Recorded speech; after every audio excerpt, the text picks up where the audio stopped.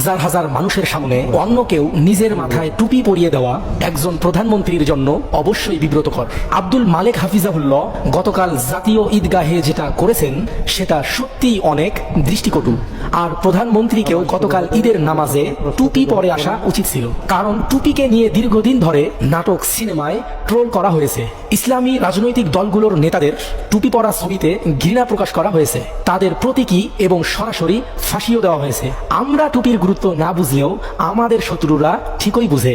আব্দুল মালেক হাফিজাহুল্লাহ ঐতিহ্যগতভাবে জামাত বিরোধী। এই বিরোধিতা অনেক দিন থেকেই কৌমি অঙ্গন থেকে চলে আসতেছে। এই কারণে নির্বাচনের আগেও তার বক্তব্যে নিরপেক্ষতা রক্ষা হয়নি। এক বক্তব্যের মাঝে তিনি ইনিয়ে বিনিয়ে জামাতের বিরোধিতা করেছে।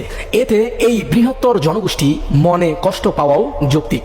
জাতীয় মসজিদে জাতীয় ঐক্যের খাতিরে নিরপেক্ষ বক্তব্য ও আচরণ, এটা যে কারো প্রত্যাশা হওয়াই স্বাভাবিক। আব্দুল মালেক হাফিজাহুল্লাহর সেদিনের বক্তব্যে জামাতের কোটি কোটি নেতাকর্মী কষ্ট পেলেও জামাতের হাইকমান্ড তার ব্যাপারে কোনো অসম্মানজনক কথা বলেনি। আমিরে জামাত এসব ব্যাপারে অত্যন্ত কঠোর। তিনি সর্বদাই কড়াভাবে নির্দেশ দেন আলেম ওলামাদের ব্যাপারে সর্বোচ্চ আদব প্রদর্শন করার জন্য। কিন্তু কোটি কোটি নেতাকর্মী ও সমর্থকদের এই বিশাল পরিবারের প্রতিটা ব্যক্তির জবান ও কলম নিয়ন্ত্রণ করা যে আসলেই কষ্টকর, সেটা আমরা সবাই বুঝি। তবে সংগঠন এগুলোর দায়ভার নেয় না, বরং সংগঠন বরাবরই এগুলোকে শক্তভাবে প্রত্যাখ্যান করে এবং সংযত ও শিষ্টাচারপূর্ণ আচরণের ব্যাপারে নসিহা করে। কওমির আলিমরা জামাতের ব্যাপারে খুব কমই ইনসাফ করে।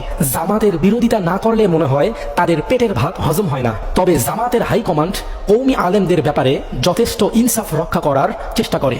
আব্দুল মালেক হাফিজাহুল্লাহ প্রধানমন্ত্রীকে টুপি পরানোর বিষয়টাকে নেতিবাচক দৃষ্টিতে দেখে যারা সমালোচনা করতেছে, নিঃসন্দেহে এটা বেইনসাফি। এ কাজের সমালোচনা বিএনপি করলে মানানসই ছিল, কারণ এটা তাদের জন্য এক ধরনের লজ্জাকর ব্যাপার ছিল।